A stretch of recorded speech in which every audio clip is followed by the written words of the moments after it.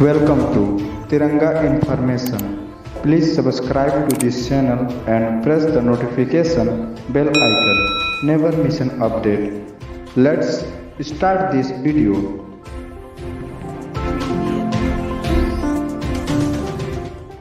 नमस्कार दोस्तों, मैं आप सबकी अपनी दोस्त निगम यादव फिर से हाजिर हूँ आप सभी के बीच सीधी सादी लड़की कहानी के दूसरे भाग के साथ। दोस्तों, अब तक आप सभी ने इस कहानी में देखा कि प्रतिज्ञा एक ऋण विहीन और अनाथ लड़की है जिसकी ऋण विहीनता का बहुत अच्छी तरीके से फायदा उठाया गया।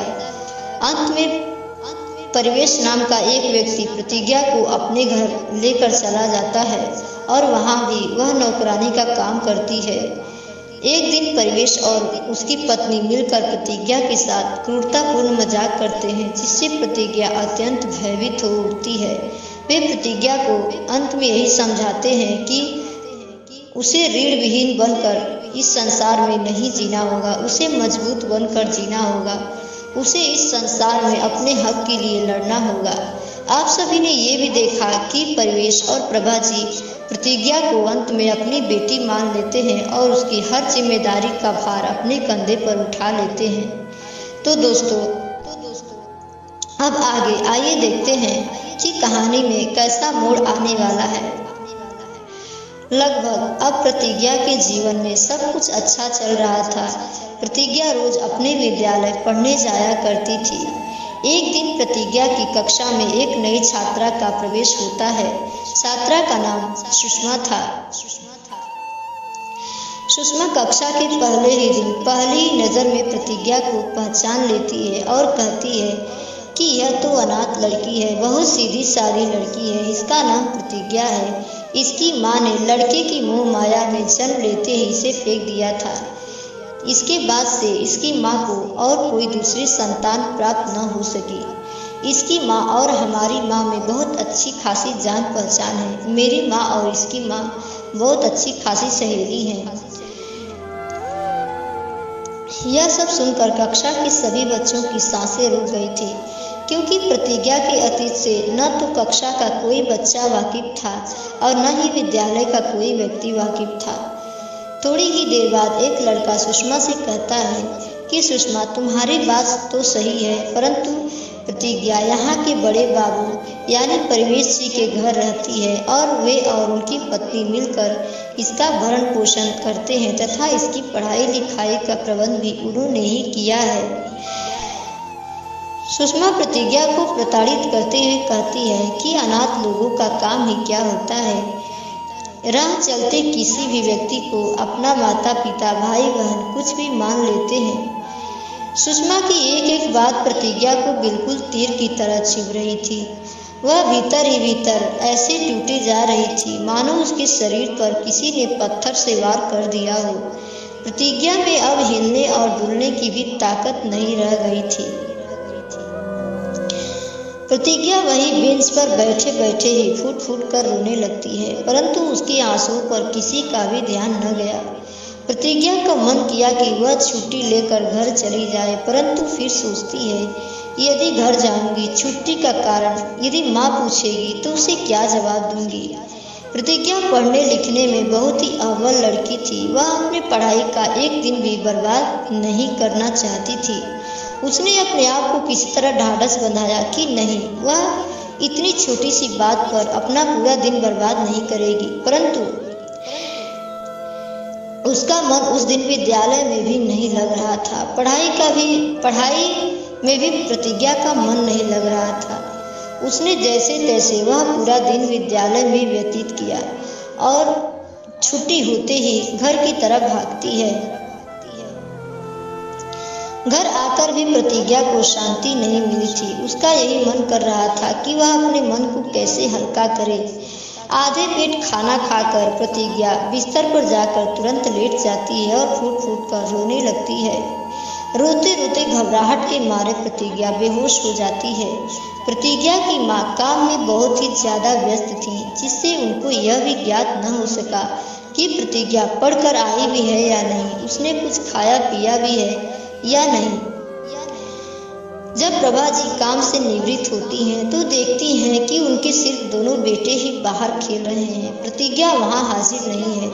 प्रतिज्ञा को बाहर न पाकर प्रभा जी बिल्कुल परेशान हो जाती हैं और दोनों बच्चों से पूछती है कि प्रतिज्ञा कहाँ है।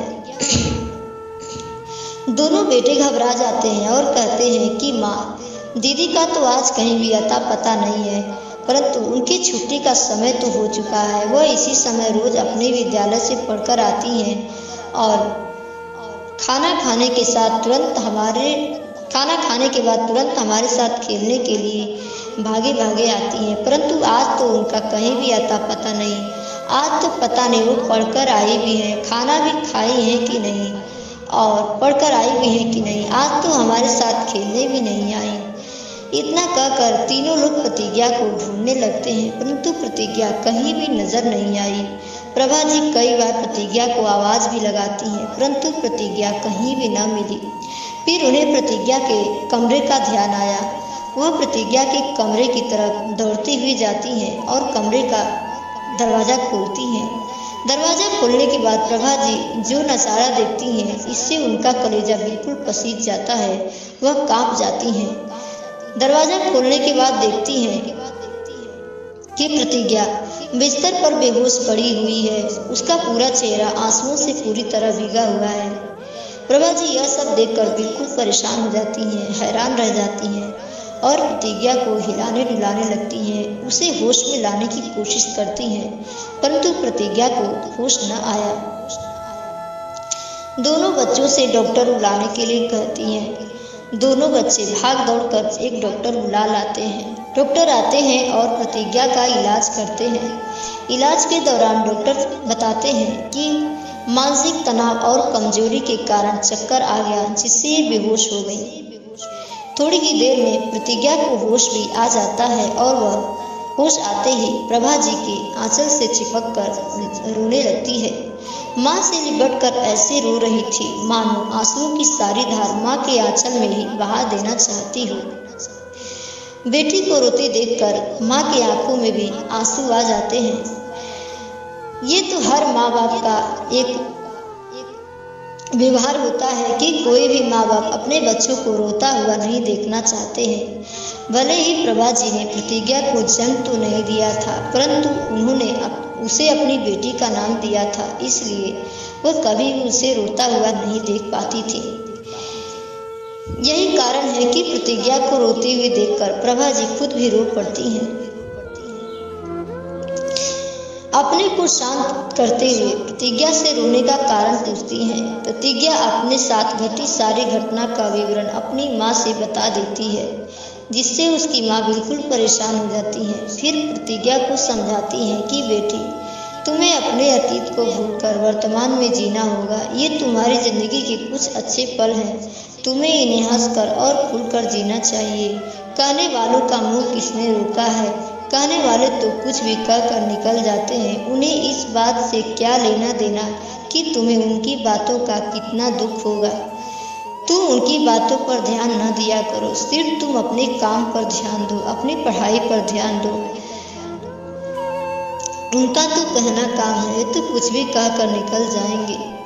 प्रभा जी ने प्रतिज्ञा को भले ही ढाढ़स बना दिया था, लेकिन प्रतिज्ञा की इन बातों से प्रभा जी बहुत परेशान थी। वह मन ही मन कहती हैं कि हाय रे दुनिया, कैसी दुनिया है कि दूसरों के जख्म पर मरहम लगाने की बजाय खारा नमक लगाने से थोड़ा भी नहीं कतराती है। परवेश जी जब शाम को काम से लौटते हैं तो अपनी पत्नी को बहुत परेशान पाते हैं। पत्नी को परेशान देखकर परवेश जी पूछ बैठते हैं कि भाग्यवान, तुम आज बहुत ही परेशान लग रही हो, आखिर बात क्या है? प्रभा जी रोते हुए प्रतिज्ञा के साथ घटी सारी घटना का विवरण परवेश जी को देती हैं और कहती हैं कि स्कूल वाले हमारी बेटी को बहुत परेशान करते हैं, उसकी अतीत की याद दिलाकर उसका दिल दुखाते हैं। यह मुझे बिल्कुल भी अच्छा नहीं लगता है। परवेश जी यह सब सुनकर एकदम से क्रोधित हो उठे और कहने लगे, भाग्यवान, तुम घबराओ नहीं, मैं कल ही प्रतिज्ञा के विद्यालय जाऊंगा और उसके विद्यालय वालों की बहुत अच्छे से खबर लूंगा। प्रभा जी भी प्रतिज्ञा को समझाती हैं कि बेटी, मैं कल ही तुम्हारे पिता को तुम्हारे विद्यालय भेजूंगी और तुम्हारे विद्यालय वालों की कल अच्छे से खबर लूंगी। अगले दिन सुबह तड़के ही परवेश जी विद्यालय के समय अनुसार विद्यालय निकल पड़ते हैं। विद्यालय परवेश जी का जाना पहचाना था, इसलिए उन्हें पहचानने में किसी ने भी देर न की और सभी लोग पूछने लगते हैं कि उनका यहाँ कैसे आना हुआ। परवेश जी इतने क्रोध में थे कि उनको कुछ भी कहने की हिम्मत न हुई। वे सीधे ही विद्यालय वालों को डांटने लगते हैं और कहते हैं कि प्रतिज्ञा मेरी बेटी है, मैंने उसे अपनी बेटी का नाम दिया है, मैंने उसे जन्म दिया है या गोद लिया है, उससे किसी को क्या मतलब। उसका भरण पोषण करना मेरी जिम्मेदारी है, पढ़ाना लिखाना भी मेरी जिम्मेदारी है, तो उससे आप सभी को क्या मतलब। प्रभा जी क्रोध भरी आंखों से सुषमा की तरफ ऐसे देखते हैं जैसे उसे मानो अभी मार देना चाहते हैं। सुषमा को देखते हुए परवेश जी कहते हैं कि सुषमा, यदि तुम प्रतिज्ञा की जगह होती और तुम्हें इन सब बातों से कोई प्रताड़ित करता तो बताओ तुम्हें कैसा लगता। तुमने यह भी नहीं सोचा कि तुमने जो कुछ कहा, तुम्हारी इन बातों से प्रतिज्ञा का दिल भीतर ही भीतर कितना दुखा होगा। वह तुम्हारी बातों से भीतर ही भीतर कितना टूटी होगी, उसे कितना दुख लगा होगा। तुमने इस बात का एक बार भी अंदाजा नहीं लगाया और न जाने तुम्हारे मुंह से कैसे इतना सब कुछ निकल गया। इतना सब कुछ न जाने तुमने कैसे कह दिया। सुषमा को भी अपनी गलती का एहसास हो जाता है और वह परवेश जी से माफ़ी मांगती है। माफ़ी का नाम सुनकर परवेश जी और भी क्रोधित हो जाते हैं और कहते हैं कि खबरदार सुषमा, मुझसे माफ़ी ना मांगो, माफ़ी तो प्रतिज्ञा से मांगना। शायद तुम माफ़ी के लायक भी नहीं हो। प्रतिज्ञा तुम्हें कैसे माफ़ करेगी, तुमने जो उसे इतना कुछ कहा है। स्कूल वालों से परवेश जी कहते हैं कि आज के बाद से किसी ने भी मेरी बेटी के अतीत के बारे में जानने की कोशिश की या उसे कुछ कहा तो मुझसे बुरा कोई भी नहीं होगा। इतना कहकर परवेश जी वहां से रवाना हो जाते हैं। अब प्रतिज्ञा लगभग 12वीं तक की पढ़ाई पूरी कर चुकी है। उसने कॉलेज में दाखिला भी ले लिया है। कॉलेज में जाते ही उसकी मुलाकात एक रीमा नाम की लड़की से होती है। रीमा भी लगभग प्रतिज्ञा के जैसी ही थी। उसका स्वभाव भी लगभग प्रतिज्ञा के स्वभाव जैसा था। वह किसी से फालतू मतलब नहीं रखती थी, ना ही फालतू बातों में कोई रुचि लेती थी। प्रतिज्ञा को रीमा पहली बार में ही अपनी बहन मान लेती है। पहली नज़र में ही प्रतिज्ञा रीमा को प्रथम दर्शन से बहुत प्यारी थी। प्रतिज्ञा थी ही ऐसी, सूरत और सीरत भगवान ने उसमें कूट कूट कर भरी थी, इसलिए तो उसे जो भी देखता था वह प्रथम दर्शन में ही मोहित हो जाता था। एक दिन प्रतिज्ञा विद्यालय से पढ़कर आ रही होती है। उसी समय कॉलेज के कुछ मंचले और शराबी लड़के उसे रास्ते में ही घेर लेते हैं। वे उसके समक्ष प्रणय का प्रस्ताव रखने लगते हैं और प्रतिज्ञा इन सब बातों से एकदम क्रोधित हो उठती है और कहती है कि ऐसे लड़के तो बात के नहीं लात के देवता हैं। ये लड़के बात से नहीं लात से मानने वाले हैं।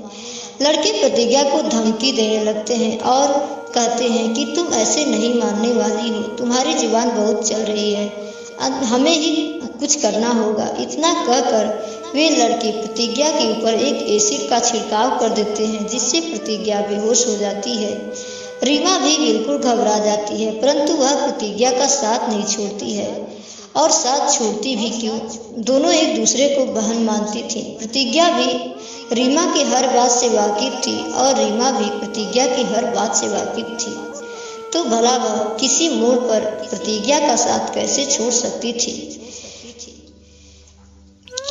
वह फट से पुलिस को कॉल कर देती है। प्रतिज्ञा के दोनों भाइयों एवं उसके पिता को भी वहां बुला लेती है। प्रतिज्ञा के दोनों भाई अब बड़े हो चुके हैं। वे भी पढ़ लिख कर एक अच्छी नौकरी पर कार्यरत हैं। कॉलेज से उन सभी का कार्यालय भी ज़्यादा दूर नहीं है। वे थोड़ी ही देर में सभी लोग हाजिर हो जाते हैं और पुलिस उन लड़कों को पकड़ लेती है और अपने साथ लेकर चली जाती है। फिर उन लड़कों की अच्छी खासी पिटाई भी करती है। इधर प्रतिज्ञा को रीमा अपनी गाड़ी के माध्यम से घर ले जाती है। प्रतिज्ञा की माँ ऐसी हालत देखकर घबरा जाती हैं और रीमा से पूछती हैं कि बेटी प्रतिज्ञा को क्या हुआ। रीमा रोते रोते प्रतिज्ञा के साथ घटी सारी घटना का विवरण बताती है, जिससे प्रभा जी एकदम से कांप उठती है और क्रोध में कहने लगी कि ईश्वर ने ऐसे लड़कों को शायद बहन बेटी और माँ के प्यार से वंचित कर रखा है, इसीलिए तो ये लड़के दूसरों की माँ बेटी और बहन की कोई कद्र नहीं करते। ऐसे भवस के भूखों को तो ईश्वर नर्क में भी जगह नहीं देगा। और भी प्रभा जी ने न जाने उन लड़कों को क्रोध में क्या क्या नहीं कहा। फिर प्रभा जी क्रोध को शांत करते हुए रीमा का शुक्र करती हैं और कहती हैं कि रीमा बेटी तुम्हारा बहुत शुक्र है, तुमने आज मेरी बेटी की जान बचा ली, वरना आज मेरी बेटी के साथ क्या होने वाला था यह कोई भी नहीं जानता था। यदि तुम ना होती तो आज मेरी बेटी की जिंदगी तो खत्म होने वाली ही थी। रीमा रोते हुए कहती है कि माँ यह तो मेरा फर्ज था, एक लड़की को एक लड़की का दर्द जरूर समझना चाहिए। जैसे मैं एक लड़की हूँ, प्रतिज्ञा भी एक लड़की है। हर लड़की और हर औरत को अपनी इज्जत प्यारी होती है, अपना मान सम्मान प्यारा होता है। वह औरत ही औरत क्या है जो एक औरत का दर्द न समझ सके। वह औरत कहलाने के लायक नहीं है जो एक औरत का दर्द न समझ सके। रीमा और प्रभा जी प्रतिज्ञा को होश में लाने की कोशिश करती हैं। प्रतिज्ञा को थोड़ी देर बाद होश आ जाता है। होश आते ही प्रतिज्ञा एकदम से छटपटा जाती है। गर्मी और पसीने से प्रतिज्ञा का पूरा शरीर लथपथ था। लहराहट के मारे प्रतिज्ञा का बहुत ही बुरा हाल था। उसका पूरा शरीर ऐसे लहरा रहा था मानो किसी ने पूरे शरीर पर मिर्च का लेप लगा दिया हो। प्रभा जी यह सब बर्दाश्त नहीं कर पाती हैं और वहीं गिरकर बेहोश हो जाती हैं। रीमा उन्हें होश में लाने की कोशिश करती हैं। थोड़ी ही देर में उन्हें होश आ जाता है और वह प्रतिज्ञा को लेकर स्नान घर की तरफ भागती हैं। प्रतिज्ञा को ठंडे पानी से स्नान कराती हैं और रीमा से कहती हैं कि रीमा तुम प्रतिज्ञा के लिए बाहर बिस्तर लगा दो, जिससे प्रतिज्ञा लेट सके, उसे आराम मिल सके। उधर रीमा प्रतिज्ञा के लिए एक अच्छा सा बिस्तर तैयार कर देती है।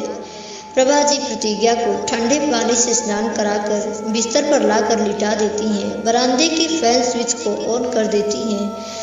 अभी भी प्रतिज्ञा को राहत महसूस नहीं हो रही थी। प्रतिज्ञा हाथ से पंखा झलने का इशारा करती है। प्रभा जी प्रतिज्ञा का सर अपने गोद में रख कर बैठ जाती हैं और फूट फूट कर रोने लगती हैं और रोते हुए कहती हैं कि हे ईश्वर, मेरी बेटी की किस्मत में तुमने कितने दुख लिखे हैं। अभी मेरी बेटी को कितने दुखों से गुजरना होगा। क्या इतना दुख देकर भी अभी तुम मेरी बेटी से संतुष्ट नहीं हुआ? तुमने सारी तकलीफें लड़कियों की जिंदगी में ही क्यों लिख डाले? इतने में ही परिवेश और उनके दोनों बेटे एक डॉक्टर के साथ हाजिर हो जाते हैं। डॉक्टर आते हैं, प्रतिज्ञा का इलाज करते हैं और इलाज के दौरान डॉक्टर बताते हैं कि इनके ऊपर बहुत ही तगड़े एसिड का छिड़काव किया गया है, जिससे इनकी जान भी जा सकती थी। परंतु ईश्वर की यह महती कृपा है कि इनकी जान बच गई। दोस्तों, कहा जाता है कि जिसका ईश्वर नहीं बिगाड़ सकते उसका कोई कुछ नहीं बिगाड़ सकता है। प्रतिज्ञा जैसी भोली भाली लड़की ने किसी का कुछ नहीं बिगाड़ा था, इसलिए उसका भला कोई क्या बिगाड़ सकता था। अब प्रभा जी परवेश जी से पूछती हैं कि उन लड़कों का क्या हुआ। परवेश जी कहते हैं कि मैंने उन लड़कों को पुलिस के हवाले कर दिया है। अब प्रभा जी को थोड़ी राहत हुई। रीमा घर जाने के लिए उनसे इजाज़त मांगती है। सभी लोग कहते हैं कि वह कुछ खा पीकर ही घर जाए, क्योंकि सुबह से उसने भी कुछ खाया पिया नहीं है। रीमा अत्यंत घबराई हुई थी। वह कुछ न खाने की इच्छा जताते हुए घर चली जाती है। घर वाले उसकी घबराहट का कारण पूछते हैं। रीमा प्रतिज्ञा के साथ घटी सारे घटना का विवरण अपने घर वालों को दे देती है। रीमा के घर वालों और प्रतिज्ञा के घर वालों की बहुत अच्छी जान पहचान थी। उन दोनों का घर एक दूसरे के घर से कोई ज़्यादा दूर नहीं था। रीमा के घर वाले सारी बात को सुनकर दौड़े दौड़े प्रतिज्ञा के घर आ जाते हैं। हल्ला गुल्ला सुनकर आस पड़ोस के बहुत से लोग इकट्ठे हो जाते हैं। प्रतिज्ञा को मानने वाले भी बहुत लोग थे। सभी लोग प्रतिज्ञा को बहुत मानते थे। अपने घर वालों को भी प्रतिज्ञा प्रथम दर्शन से ही बहुत प्यारी थी। प्रतिज्ञा अपनी माँ से भीड़ को दूर करने का इशारा करती है। उसकी माँ भीड़ को दूर करती है और उसका सर गोद में रखकर फिर उसके पास बैठ जाती है। अब प्रतिज्ञा से उसकी माँ पूछती है कि बेटी कैसी हो। प्रतिज्ञा धीमी आवाज में कहती है कि अब वह ठीक है। उसकी आवाज से सभी लोग यह तो समझ ही गए थे कि अभी भी इसे राहत महसूस नहीं हो रही है। अब प्रतिज्ञा थोड़े ही दिनों में ठीक हो जाती है और फिर से अपनी पढ़ाई पर तन मन लगा देती है। अब प्रतिज्ञा अपनी पढ़ाई पूरी कर चुकी है। उसने आईएएस का इंटरव्यू भी पास कर लिया है और आईएएस की नौकरी भी हासिल कर ली है। प्रतिज्ञा अपने वादे की बिल्कुल पक्की थी। हर इंसान पर थोड़ा न ज्यादा नाम का प्रभाव तो जरूर होता है। प्रतिज्ञा के ऊपर भी उसके नाम का प्रभाव बिल्कुल उसके नाम की तरह ही हावी था। उसका अपने माता पिता से वादा था कि वह पढ़ लिख कर उनका नाम जरूर रोशन करेगी, उनकी मेहनत को बेकार नहीं जाने देगी। इसीलिए तो तन मन लगाकर पढ़ाई करती है और आईएएस की नौकरी हासिल कर लेती है। अब प्रभा जी परिवेश जी से कहती है कि प्रतिज्ञा के रिश्ते की बात जरूर करनी चाहिए। परिवेश जी दुखी मन से कहते हैं कि देखो भाग्यवान, प्रतिज्ञा का रिश्ता तय करना इतना आसान नहीं है जितना तुम समझ रही हो, क्योंकि आसपास के सभी लोग प्रतिज्ञा के अतीत से वाकिफ है और मैं नहीं चाहता कि मेरी बेटी को कोई उसके अतीत की याद दिलाकर उसका दिल दुखाए। यह मुझसे बिल्कुल भी बर्दाश्त नहीं होगा। प्रभा जी कहती हैं, बात तो आपकी बिल्कुल ही सही है। बातों ही बातों में परवेश जी अपनी पत्नी से कहते हैं कि देखो भाग्यवान, प्रतिज्ञा इतनी प्यारी लड़की है, भगवान ऐसी बेटी सभी को दे। पहले तो मैं भी प्रतिज्ञा से वाकिफ नहीं था, परंतु मैं जब 2 दिन पहले प्रतिज्ञा को सड़क पर देखा और तीसरे दिन अपने एक दोस्त से पता लगाया तो उसने ही प्रतिज्ञा के पूरे परिचय से मुझे अवगत कराया था। उसी दिन मैंने ठान लिया कि इस लड़की के पालन पोषण एवं पढ़ाई लिखाई की जिम्मेदारी मैं ही लूँगा। तभी तो मैं प्रतिज्ञा को अपने घर ले आया। भगवान ऐसी ही बेटी सभी को दे। प्रतिज्ञा बहुत ही संस्कारी लड़की है, इसीलिए हमें उसकी शादी संस्कारी घर में करनी होगी। थोड़े ही दिनों बाद उनका मन चाहा रिश्ता उन्हें मिल जाता है। प्रशांत, जो कि अपने माता पिता का इकलौता बेटा था, उनकी और कोई संतान न थी, वही उनका एकमात्र पुत्र था। वे लोग प्रतिज्ञा को देखने आते हैं। प्रतिज्ञा के घर वाले भी उनका बहुत आवभगत करते हैं। वे लोग भी प्रतिज्ञा को प्रथम दर्शन में ही देखकर मोहित हो जाते हैं। प्रतिज्ञा थी ही ऐसी जो सबका मन पहली बार में ही जीत लेती थी। प्रशांत भी प्रतिज्ञा को देखकर अत्यंत प्रसन्न हो जाता है और उत्सुकता के मारे कहता है कि माँ, ऐसी लड़की की ही अपने घर में जरूरत है। इस तरह की संस्कारी लड़की जिस घर में हो, वह घर तो निश्चित ही स्वर्ग बन जाएगा। जरूरी नहीं है कि हर लड़की की सूरत अच्छी हो। यदि सीरत अच्छी हो तो लड़की बहुत ही संस्कारी मानी जाती है। प्रभा जी प्रतिज्ञा के ससुराल वालों से हाथ जोड़कर निवेदन करती हैं कि वे प्रतिज्ञा को कभी भी दुखी नहीं करेंगे। प्रभा जी कहती हैं कि हमने प्रतिज्ञा को बहुत ही नाच और लाड प्यार के साथ पाला है, आप लोग कभी भी इसका दिल न दुखाइएगा। प्रतिज्ञा की सासू माँ प्रभा जी से वादा करती हैं कि आप चिंता न करें, प्रतिज्ञा को हम बहू नहीं अपनी बेटी बनाकर ले जा रहे हैं, क्योंकि हमारी भी कोई बेटी नहीं है। प्रशांत ही हमारा एकमात्र पुत्र है। प्रतिज्ञा को प्रभा जी ससुराल के प्रति हर कर्तव्य से वाकिफ कराते हुए कहती हैं कि बेटी, तुम इनके मान सम्मान में, इनके आदर में कोई भी कमी न आने देना। तुम इनका कभी भी निरादर न करना। इनके साथ तथा इनके परिजनों के साथ सदैव अच्छा व्यवहार करना। ससुराल वालों को भोजन कराकर ही तुम भोजन करना। प्रभा जी प्रतिज्ञा के व्यवहार से भली भांति भले ही वाकिफ थी, लेकिन यह एक माँ का फर्ज होता है कि वह ससुराल भेजने से पहले अपनी बेटी को ससुराल के हर कर्तव्यों से वाकिफ कराए। इसीलिए प्रभा जी एक माँ का बहुत अच्छे से फर्ज निभाना जानती थी। संस्कार तो संस्कार होते हैं, कर्तव्य कर्तव्य होते हैं।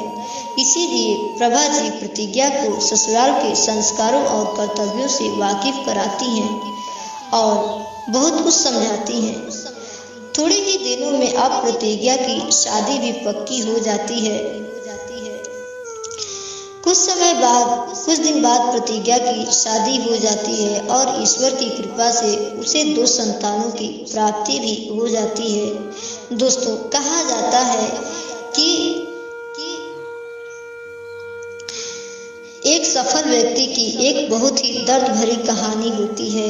इस कहानी में भी प्रतिज्ञा एक सफल लड़की है और उसके जीवन की कितनी करुण कहानी है, इसका कोई भी अंदाजा नहीं लगा सकता है। दोस्तों, हमें इस कहानी से यही सीखना चाहिए कि हमारे जीवन में कितनी भी कठिनाइयाँ क्यों ना आ जाए, हमें हिम्मत नहीं हारनी चाहिए।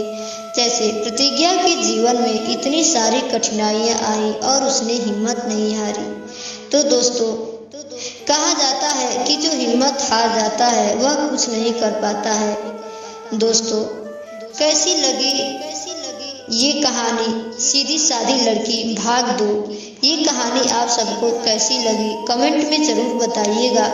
आशा करती हूँ कि यह कहानी आप सबको बेहद पसंद आई होगी। यदि कहानी पसंद आई हो तो वीडियो को लाइक करें, चैनल को सब्सक्राइब करें और दोस्तों के साथ शेयर करें और कमेंट में अपने सुझाव भी ज़रूर बताएं, जिससे हम आप सब के लिए और भी बेहतर से बेहतर प्रयास कर सके। तो दोस्तों, अब यहीं पर खत्म होती है कहानी सीधी सादी लड़की भाग 2। दोस्तों, सुनते रहिए ऐसी ही कहानियाँ अपनी दोस्त निगम यादव के साथ। धन्यवाद।